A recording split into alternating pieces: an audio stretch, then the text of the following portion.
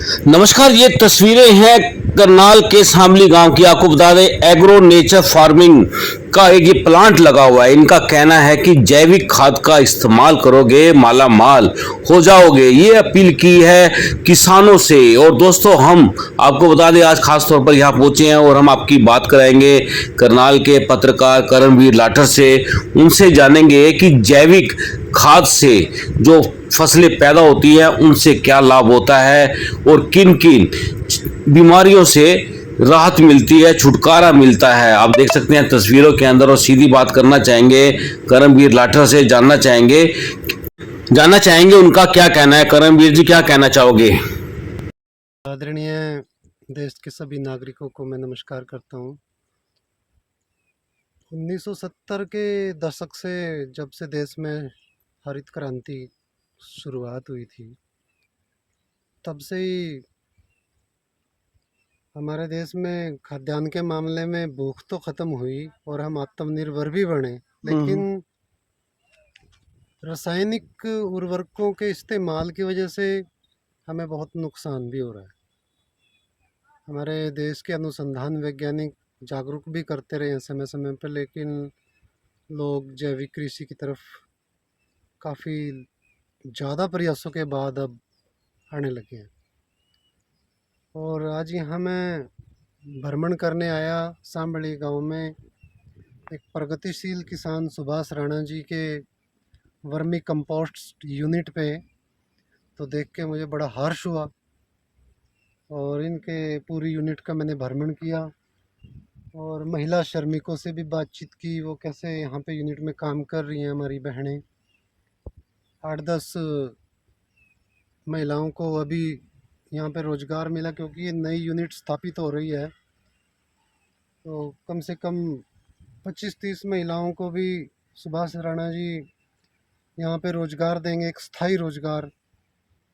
और यहाँ जो केंचुआ से जो खाद बनेगी वो भी वो उर्वरक होगा, बिल्कुल शुद्ध होगा। जहाँ पे भी उत्पादन लेने के लिए उसका इस्तेमाल किया जाएगा, एक शुद्ध उत्पादन मिलेगा, शुद्ध कृषि उत्पाद मिलेंगे जो हमारी सेहत के लिए एक सौगात होंगे। तो मैं आदरणीय सुभाष राणा जी को भी इसके लिए बहुत बहुत बधाई भी और शुभकामनाएं भी देता हूँ। उन्होंने उनके मन में ये विचार आया और इस यूनिट की वो स्थापना कर रहे हैं। लाटर साहब, आप किसानों को क्या संदेश देना चाहोगे? आदरणीय किसानों को मैं ये संदेश देना चाहूँगा कि हमारे किसान भाई अब पढ़े लिखे हो चुके हैं। युवा जो पीढ़ी है वो तो एजुकेटेड है। मैं एक संदेश देना चाहूँगा कि जो ये हिसाब लगाइए आप कि जो रासायनिक खाद हैं उनका आयात किया जाता है, में केमिकल जो इस्तेमाल होता है उसका आयात किया जाता है। उसके लिए हम अरबों रुपए की जो विदेशी मुद्रा हर साल खर्च करता है हमारा देश। तो सरकार से और ये जो हमारा जैविक खाद है इसके इस्तेमाल से हम सतत उत्पादन ले सकते हैं। एक दो फसलें कमज़ोर रह सकती हैं, ज़्यादा कमज़ोर नहीं रहेंगी। वैज्ञानिकों के संपर्क में आके उनकी प्रेरणा से, कृषि विभाग के अधिकारियों से और जो हमारे जैसे प्रगतिशील किसान सुभाष राणा जी भाई हैं इनसे बातचीत करें तो उत्पादन बराबर हो जाएगा। ऐसी बात नहीं है, हमने परिणाम देखे हैं। जो हमारी जो ये भूमि है वो बीमार हो चुकी है सर। हम इतना ज़्यादा मात्रा में इंसेक्टिसाइड और पेस्टिसाइड का इस्तेमाल कर रहे हैं आजकल जो हमारे जो किसान भाई हैं। और एक भेड़ चाल वाला काम हो रहा है। किसान ने 1 एकड़ के अंदर 4 बैग यूरिया के यूज़ किए, तो दूसरा उसको देखा देखी 5 बैग का इस्तेमाल कर रहा है। तो क्या संदेश देना चाहोगे किसान भाइयों को कि अपनी सेहत का को कैसे ठीक किया जाए और जमीन की जो हमारी उपजाऊपन है वो खत्म होता जा रहा है। और जो ये बीमारियां हैं जो आजकल ह्यूमन बॉडी के अंदर जो बीमारियां एंटर कर चुकी हैं, तो उस बारे में आप किसानों को क्या संदेश दोगे? तो मैं आप सबसे पहले मैं किसान भाइयों को ये बताना देना चाहता हूँ कि मैं वैज्ञानिकों के संपर्क में रहा हूँ 18-20 साल।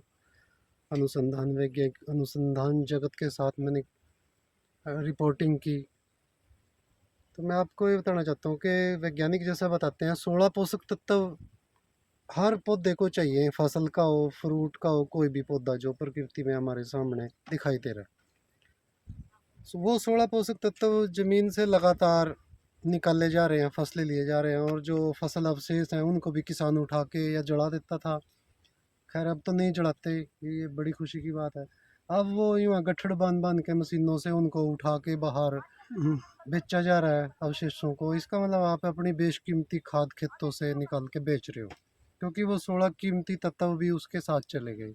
वो तो चाहिए आपको धरती माता को वापस उसको दे दे, जिन 16 पोषक तत्वों से वो पौधा बना, ऊंचा हुआ और उसने हमें अपना फल दिया, फसल दी। तो लगातार जो सघन कृषि प्रणाली हमारे देश में आई, खास तौर पे पंजाब और हरियाणा में, उस सघन कृषि प्रणाली की वजह से ज़मीन पे बहुत दबाव बनाया गया उत्पादन लेने का। ये लगा लो कि वर्ष 2005-06 तक भी लोग धान की भी 2-2 फसलें लेते थे, साटी जीरी लगाते थे। वो फिर 2008 में प्रतिबंधित हो गई थी। हरियाणा वाटर कंजर्वेशन एक्ट लागू कर दिया था राज्य सरकार ने। तो ये देखिए हाँ, सर, ये गोबर को ऐसे ठंडा किया जाता है सर। ये देखिए,